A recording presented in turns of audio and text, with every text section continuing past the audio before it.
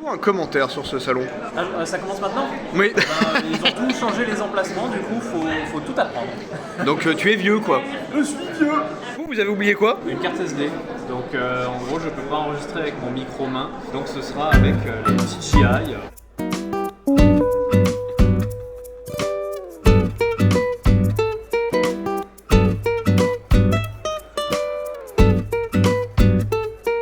De retour à Vichy, le meilleur salon de France. Oui, je le répète à chaque fois, mais c'est surtout que c'est le salon le plus calme, celui dans lequel on découvre facilement le plus de jeux. En fait, à Cannes, c'est très bien parce qu'il y a beaucoup de grosses nouveautés, mais c'est tellement bondé de monde que c'est très compliqué de vraiment se renseigner sur plus ou moins tout ce qui sort. Là, j'ai un aperçu d'à peu près tout ce qui sort, et du coup, j'ai pas mal de jeux qui me tentent, notamment, on va peut-être jouer un moment à ça, là, qui est Bricolage Heads revisité avec un visuel un petit peu plus attrayant pour la plupart des gens. Ce qui est sûr, c'est que cette première journée, elle est concentrée sur des rendez-vous. Si j'ai un truc précis à vous dire après un rendez-vous, je vous le dis, mais sachez-le, on va jouer à peu de choses, je pense, aujourd'hui. Par exemple, suis-moi, juste pour dire un truc, c'est que, eh bien, il y a le Gloomhaven Buttons and Bugs qui arrive, et ça fait plaisir, parce que, en fait, ça faisait longtemps qu'on le voyait, finalement, avec le Kickstarter qui était sorti avec, etc. J'avais aucune info de si ça arrivait en français. La réponse est oui. Alors j'ai eu une petite info, ça sera autour de 20 €. C'est trop bien, c'est trop bien. Alors c'est Gloomhaven, on a le système, etc. Mais du coup c'est génial pour pouvoir se continuer de profiter de cette mécanique géniale d'une carte en haut, une carte en bas. Enfin, moi je suis trop content de voir ce jeu-là arriver enfin en France. C'est votre première info de ce salon. Le Gloomhaven Buttons and Bugs arrive.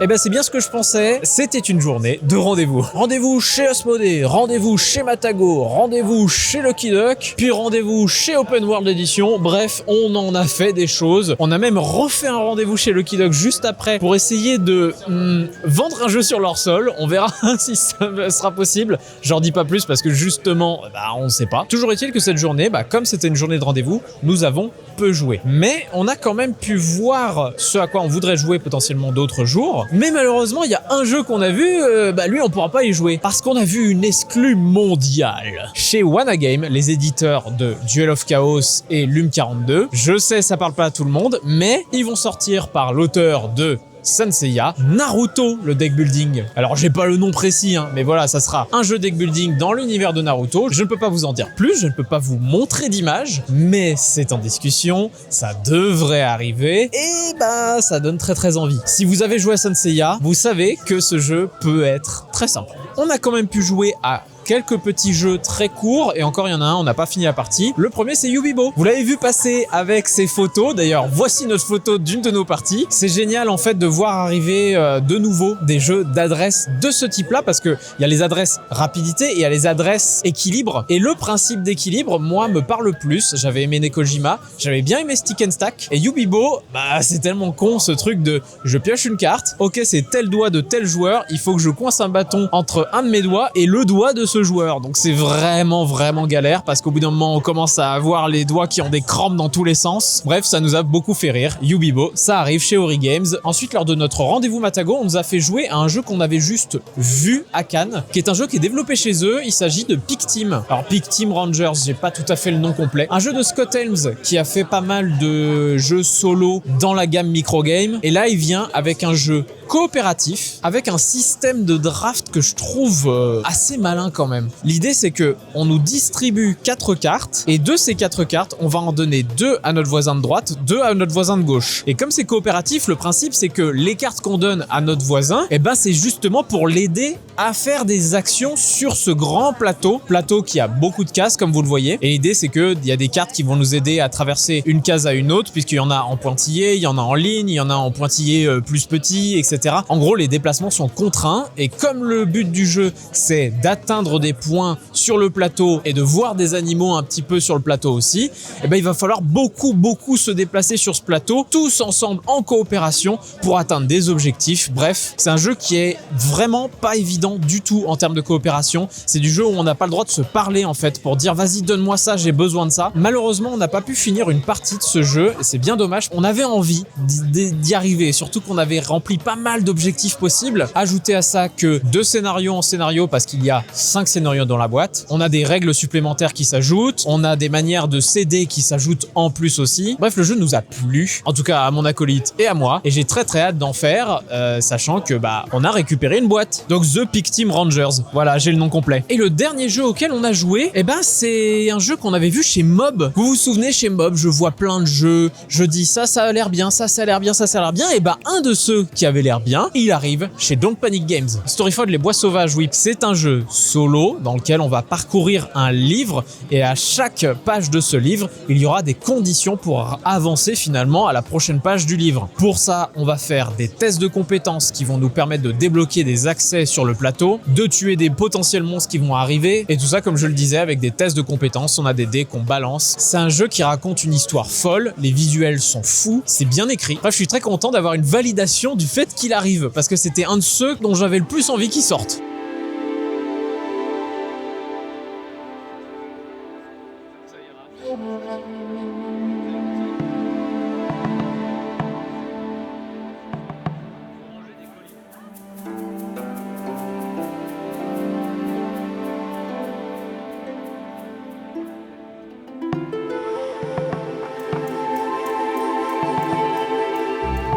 Et là, on a pu jouer à Rebirth. Alors, Rainer Knizia, peut-être l'auteur ou Simon Dupastan arrête pas de dire c'est trop bien, c'est trop bien, c'est trop bien. Moi, je suis toujours mitigé avec ces jeux, pas là. Là, j'ai un avis et il est bien. Voilà, je suis très content d'avoir pu y jouer. Autant les autres jeux de Knizia auxquels j'ai joué, oui, c'était épuré, oui, c'était simple, immédiat, machin. Autant, je trouvais toujours que ça manquait de quelque chose. Ici, on est sur un jeu, de toute façon, le genre de jeu que j'aime bien, c'est-à-dire du jeu où on va se faire chier les uns les autres. Vraiment, beaucoup. Après, on peut pas mal être dans son coin, comme celui-ci, je ne sais pas si vous voyez, il était tranquille dans son coin, le orange. Mais l'idée du jeu, elle est toute con. Vous avez des jetons face cachée devant vous, vous en piochez un à la manière d'un Carcassonne et vous le posez. C'est tout. Le pion, ils sont de 3 symboles différents, soit des maisons, soit des éclairs, soit des fermes. Et après, vous placez ce jeton où vous voulez sur le plateau, en respectant évidemment le fait que une ferme va sur une ferme. Si c'est vide, on peut mettre soit une ferme, soit une centrale. Et si c'est des maisons, il faut mettre là en tous endroits où il y a des maisons. Et c'est tout. Après, c'est toute une histoire de si on met une ferme à côté d'une autre ferme, ça fait 2 points. Si on en met encore une après, ça fait 3 points, etc. Et puis après, une histoire de majorité autour des châteaux qu'on pose un peu sur le plateau que vous voyez ici. Si on est majoritaire autour de ces emplacements de châteaux, alors il nous revient. Ça nous fait plus de points si on a ces châteaux. On a des cathédrales où si on se place à côté, on peut récupérer des cartes qui nous donnent des objectifs. Bref, c'est efficace, ça s'apprend vraiment très rapidement. Il y a très peu de contraintes réelles. Ce qu'il faut bien comprendre avec ce jeu, c'est que on est souvent tiraillé à ah merde, j'ai pioché ça, c'est pas ça que je voulais à ce moment-là. Je vais le poser ici, mais j'espère vraiment que j'aurai ce pion pour pouvoir empêcher l'autre de faire ci ou ça. C'est ce genre de dilemme qui arrive dans Rebirth de Rainer Knizia. C'est typiquement le genre de jeu où vous avez envie de rejouer pour prendre votre revanche parce que oui, il y a de la stratégie, il y a un petit peu de hasard et ce hasard crée ce côté de la prochaine fois je t'aurai. Et tu l'auras justement parce que t'auras chopé ce qu'il faut au bon moment. J'exagère un peu. Il y a du contrôle, mais en gestion par rapport à ce qu'on pioche. Et c'est ça qui est intéressant. Certainement le jeu de plateau pour le moment qui m'a le plus plu sur le salon.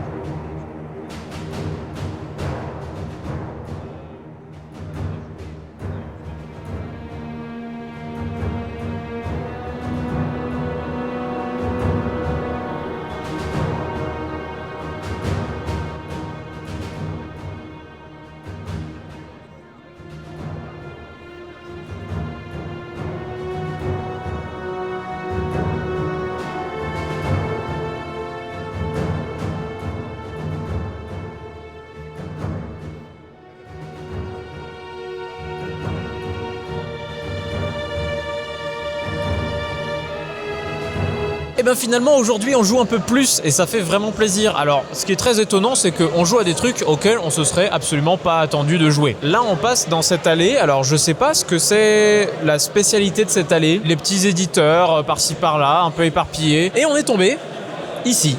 Ici c'est un jeu qui s'appelle Cosmic Arena. Alors évidemment, bien sûr, on va pas se mentir, c'est le visuel qui nous a attirés, parce que le premier truc c'est l'œil à regarder le visuel, et après il a regardé en bas. Il a regardé et il a vu ici contre-deck building. Et on s'est dit, mais qu'est-ce que c'est que cette histoire? Comment tu contre-deck build? Est-ce que le but c'est de pourrir le jeu de l'adversaire? Cosmic Arena, c'est un jeu de cartes qui part d'un postulat un petit peu comme Radlands, même si pas du tout en termes de gameplay, etc. Mais dans le sens où on a ce fameux deck commun pour 2 joueurs et on va piocher dans ce même deck. Je vous ai déjà dit pour Radlands, moi ce que j'aime sur cet aspect-là, c'est qu'il n'y a pas cet effet de méta. C'est-à-dire que les joueurs vont faire leur deck, ils vont être meilleurs du coup parce qu'ils ont fait un meilleur deck que toi, etc. Non, là on a le même deck chacun, on pioche dedans. Enfin on a le même deck chacun, non, on a le même deck en commun, on pioche dans le même deck et on va devoir faire avec ce qu'on a quoi. Et ces cartes qu'on va piocher, c'est quoi? Et ben c'est soit des cartes d'action, soit des cartes de planète. Parce que le but du jeu, c'est finalement de créer son système dans lequel il y aura plusieurs planètes qui vont être sur votre plateau, sur votre côté du plateau. Et plus vous avez de planètes sur le terrain, plus vous gagnez de points. Je raccourcis, mais c'est un peu l'idée. Sauf que poser des planètes va vous demander de l'énergie, qui est plus ou moins du mana par tour. Et ben faire des choix à chaque tour sur 3 manas par tour, parce qu'à la base on a 3 manas par tour, bah ça va vous demander un petit peu de réfléchir. Attends, là j'ai cette carte action, ok, j'ai plusieurs possibilités. Ok, si je en utilise un, je peux poser un jeton sur cette carte. Ce jeton me rapportera des points, me permettra d'avoir des effets, etc. Mais la carte que je viens de jouer là vous voyez, je l'ai mis de mon côté, mais en fait non. Le problème c'est que l'utiliser, eh ben ça va la mettre dans le deck de potentiel de l'adversaire, c'est-à-dire un deck où il pourra piocher à l'intérieur. Et ça c'est le problème, c'est que jouer des cartes qui potentiellement sont fortes vont se retrouver possiblement jouables par l'adversaire. Et ça va vraiment retenir vos actions, parfois à vous dire attends mais ça en fait j'ai vraiment pas envie qu'il l'ait. Là j'ai une carte pour piocher n'importe quelle carte de l'adversaire, donc je prends son jeu et je dis bah ça c'est pour moi. Sauf que ça veut dire que si je joue cette carte, bah la carte sera à lui après. Avec ce système de mana ou d'énergie, je me suis vraiment senti un petit peu parfois comme dans Slay the Spire où j'ai plein de cartes en main, mais comme j'ai que 3 mana par tour, bah je vais quand même galérer un petit peu à choisir ce que je veux. C'est pas un deck building dans le sens où je vais pas jeter les cartes que j'ai pas jouées, mais il y a quand même ce dilemme avec l'énergie que j'ai par tour. Rajoutez à ça qu'il y a des cartes événements qu'on peut ajouter à la partie pour foutre la merde, des objectifs supplémentaires qui nous demandent des conditions particulières dans notre système pour ajouter des points, des modes solo. Vous avez largement de quoi faire. C'est tout petit, c'est un tout petit éditeur qui se lance. Une boîte à 23 €, une boîte bien remplie, une boîte avec pas de vide parce que les boîtes surdimensionnées on en a marre. Et bah c'est bien. Ce que j'ai dit pendant que je jouais et quand j'ai fini de jouer, c'est que c'est un jeu qui est agréable à jouer. Ok, on a plusieurs choix possibles dans sa main, mais il y a beaucoup ce truc de ok, je dépense ça, je dépense que 1, comme ça je peux faire autre chose derrière. C'est assez fluide finalement à jouer. On a des actions de base très simples du genre je dépense 1 pour piocher 1. Ça coule de source en fait. Et c'est ça que je trouve très appréciable. Il n'y a pas 10 000 cartes différentes. Cette carte traître, elle a ce design, vous saurez que c'est celle-là. Vous n'êtes pas obligé de tout le temps relire la carte. Au bout de 2 parties, je pense qu'on connaît toutes les cartes par cœur. En tout cas, moi, c'est un de mes petits coups de cœur du salon. Et c'est pas seulement parce qu'il y a l'auteur qui est à côté que je le dis. Et j'ai hâte d'en refaire un peu chez moi.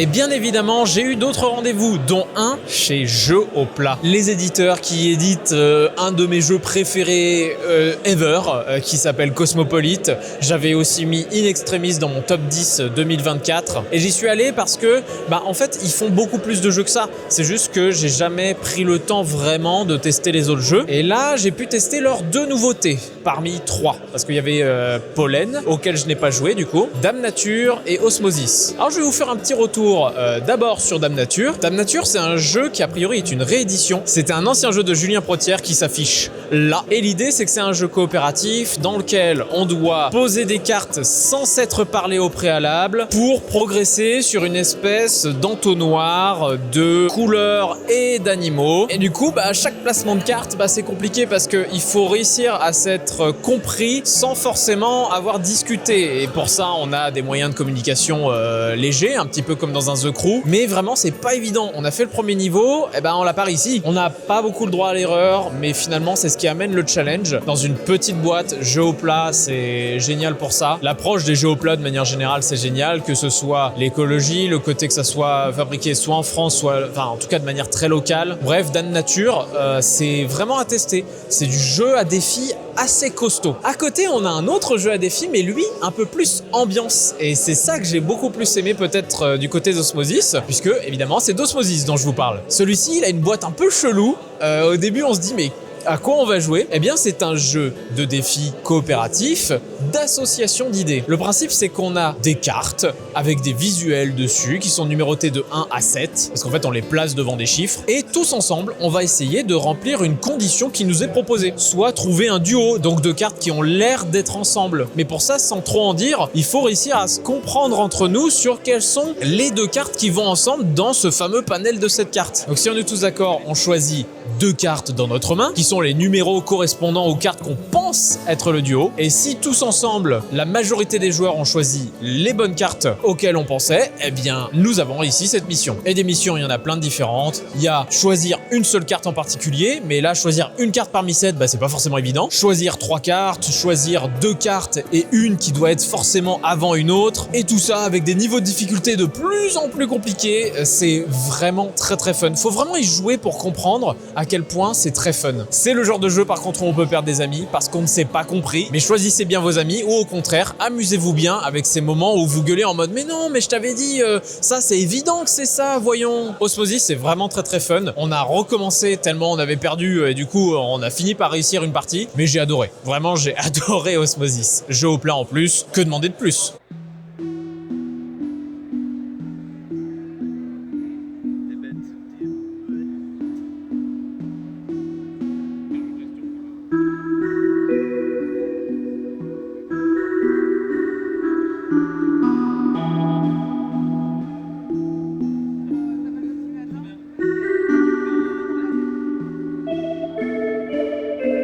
On est le dernier jour du salon et là je vais vous parler de 2 jeux auxquels j'ai pu jouer et que j'ai apprécié bien évidemment parce que mon but c'est quand même de vous présenter ce que j'ai trouvé de notable sur ce salon. Et hier soir on a joué juste avant de partir du salon, donc c'est pour ça que j'ai pas pu faire le débrief, à Echoes of Time. C'est une nouvelle arrivée chez Intrafin et si vous avez joué à Ancient Knowledge, vous aurez quand même pas mal de similitudes. Sauf que plus facile d'accès, plus sympa à jouer, pas très long et avec de l'interaction qui peut un peu emmerder les adversaires, c'est un peu rigolo. Donc l'idée de ce jeu-là, c'est on a des cartes en main. Pour en poser sur la frise qui est devant nous, on va devoir défausser des cartes. Et cette frise, elle va se déplacer au fur et à mesure des tours. Et même on peut déplacer les cartes qui sont sur cette frise pour les invoquer devant nous afin de créer un moteur finalement, soit des effets immédiats, soit permanents, soit à activer lors de notre tour. Et donc tout s'enchaîne avec plein d'invocations qu'on fait par tour. Le but, avoir le plus de points de victoire qui se récupèrent avec ce moteur qu'on crée, avec des sources, donc des bâtiments qui sont au centre du plateau. C'est ces bâtiments-là avec lesquels on va se battre. Et la partie s'arrêtera quand on aura trop d'invocations devant nous, 12 précisément. Soit il n'y a plus de points de victoire dans un pot commun, soit les sources, donc les bâtiments qu'on doit se disputer, eh bien elles sont verrouillées, c'est-à-dire qu'on a mis assez d'unités dessus pour les garder à soi. C'était très fluide. En fait, je me suis vraiment retrouvé à jouer à Ancient Knowledge, mais avec quelque chose de plus immédiat, plus agréable. Ancient Knowledge, c'est très gros, c'est un peu prise de tête avec ces histoires de tablettes. Là, on est sur quelque chose de plus immédiat, je trouve, mais j'ai plus apprécié ce jeu-là. Nouveauté d'Intrafin, qui, en plus, est très sexy visuellement. Bref, vraiment, ça, c'était très très agréable à jouer. Et là, tout à l'heure, nous avons joué à Guerre Éclair. Peut-être que ce format de boîte ne vous dit rien, mais en fait, chez Nuts, ils ont une gamme de jeux qui sont sous ce format de boîte. Il y avait 300, la première boîte, Port Arthur, la deuxième boîte, et là nous avons Guerre éclair, donc qui reprend la guerre éclair, le Blitzkrieg de la Seconde Guerre mondiale. L'idée c'est qu'il y a un joueur qui joue l'allemand, un joueur qui joue les Français vont devoir essayer de se défendre et les Allemands vont foncer pour essayer, là en l'occurrence, de prendre soit des ports, soit occuper la Belgique et le Pays-Bas, soit prendre Paris, bref, plein de manières de gagner pour l'Allemand. Et le Français, il peut gagner de deux manières, soit il survit 5 tours, ce qui est pas évident, soit il réussit à prendre une seule base allemande. Moi j'ai joué les Français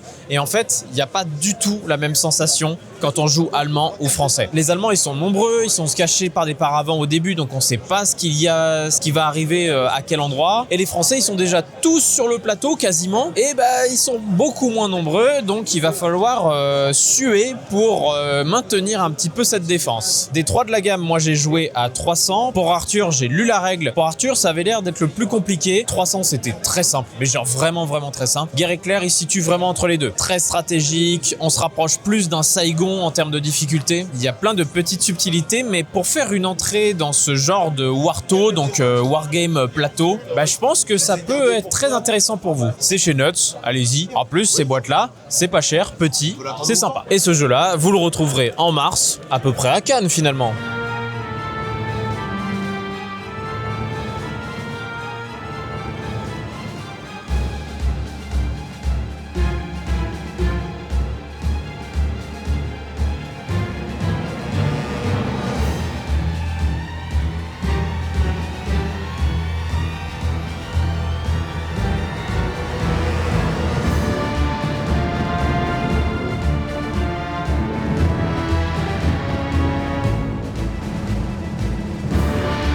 Cette journée était un enchaînement de jeux, je vais pas mentir, on va pas parler de tout. Par exemple, on a découvert le jeu Goldorak, Tower Defense, accessible, voilà, ça casse pas 3 pattes à un canard, mais voilà, ça peut plaire peut-être aux fans de Goldorak, voilà, j'en dirai pas plus. Ensuite, on a testé Légion, qui est plus ou moins Abyss Duel, sachant que Abyss pouvait déjà se jouer à 2, que Abyss Conspiracy pouvait aussi se jouer à 2, mais là, l'idée d'Abyss Duel, c'était vraiment de faire une expérience Abyss à 2 pure, pourtant ça n'a rien à voir avec Abyss, à part le visuel. Le jeu m'a plu globalement, mais je l'ai trouvé beaucoup plus prise de tête que ce que je n'aurais cru. Il fait partie de cette catégorie de jeux à 2 qui sont pas vos premiers jeux à 2, clairement pas. Il y a une stratégie à faire où le principe est qu'à chaque fois que vous jouez une carte qui a une valeur, si vous avez la plus basse valeur, alors vous jouez en premier et donc vous placez votre carte, vous prenez une carte supplémentaire dans votre main et après c'est à l'adversaire qui lui avait la carte la plus haute, il pose sa carte, il prend une carte et surtout après il attaque un camp. Le camp qu'il attaque, c'est la carte restante dans la rivière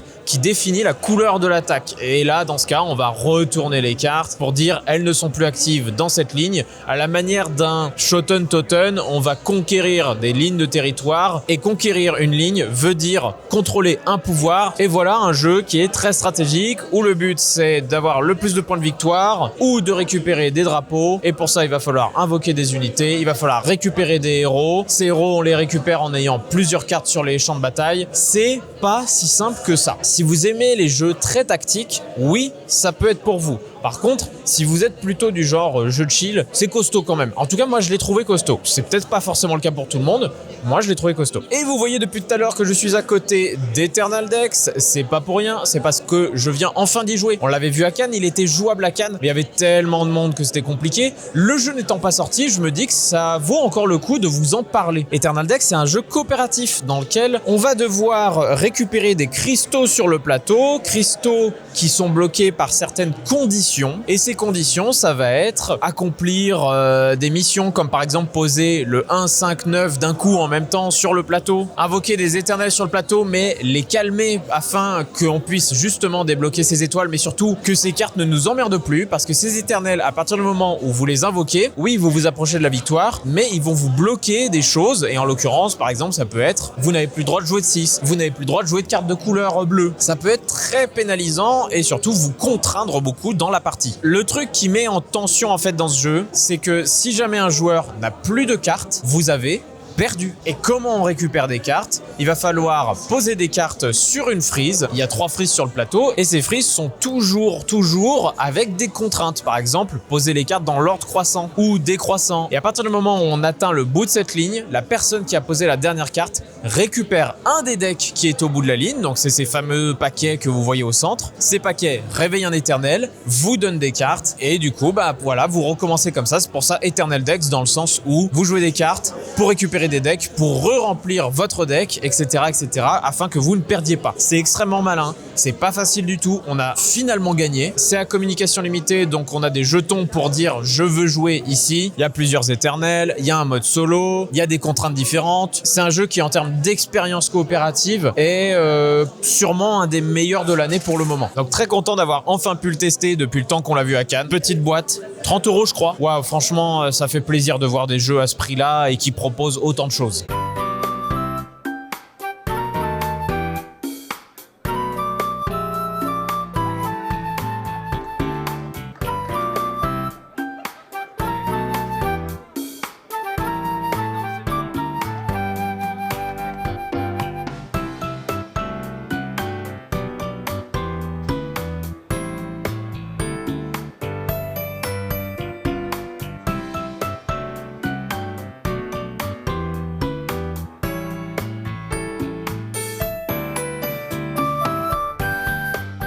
Eh bien, ce festival de Vichy se termine, tout se range comme vous le voyez à chaque année. C'est un festival que j'aime toujours. Cette année, par contre, moins d'étincelles, moins de trucs très flamboyants parce que les trucs flamboyants, on les avait vus à Cannes. Genre Tag Team, genre Eternal Decks, genre Zenith, même si Zenith, ça fait un moment qu'il est sorti. Mais en gros, c'est juste pour dire que tous les trucs vraiment très marquants, on les a déjà vus sortis. Ou en tout cas, déjà dans d'autres salons. Je remarque que je n'ai pas parlé d'un jeu, peut-être même de 2. Le premier jeu, c'est un jeu qui s'appelle Warden King. Bah Warden King, ok, mon acolyte insiste, voilà.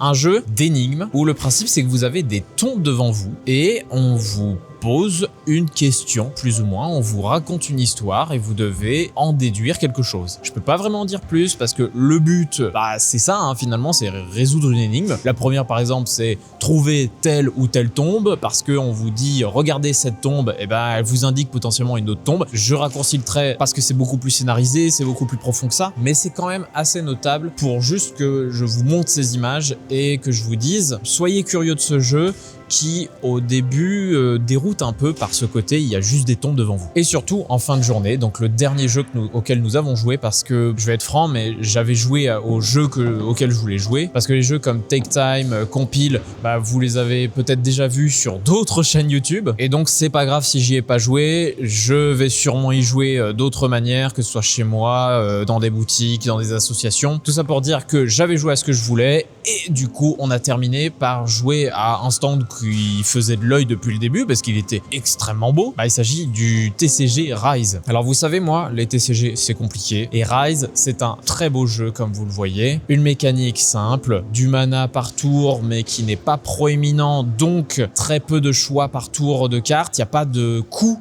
en soi pour les cartes, donc ça permet de pas être en mode attends, je dépense 4, du coup il me resterait 2 mana, je peux faire quoi? Ok, je fais ça. Non, là c'est, on a une activation, je pose une carte, une activation, je pose une autre carte, c'est vraiment très simple à ce niveau-là. Et c'est ça que j'ai plutôt apprécié. Il faut que j'y rejoue parce qu'on a fait vraiment une partie d'initiation parce qu'on l'a fait vraiment à la fin du salon. Pour autant, ça m'intrigue assez pour que justement j'ai envie d'en voir un peu plus. C'est fini, j'espère que ça vous a plu, j'espère que je vous ai fait découvrir des jeux parce que je sais que beaucoup attendent mon avis sur certains jeux qui ont fait beaucoup de bruit, genre Take Time, mais moi je me concentre pas mal effectivement sur les jeux qui m'attirent le plus en tout cas, et notamment quand je vois le jeu avec les tombes, quand je vois Cosmic Arena, quand je vois Lightspeed Arena qui était encore là cette année et cette fois il va sortir, bah forcément c'est les trucs qui m'attirent le plus, et donc ça me permet de vous présenter d'autres jeux, d'autres possibilités dans le monde du jeu que ce qu'on voit partout. Même si ce qu'on voit partout parfois c'est vachement bien, hein. Toy Battle, Captain Flip, c'est pas pour rien qu'on en a beaucoup parlé. Évidemment, je remercie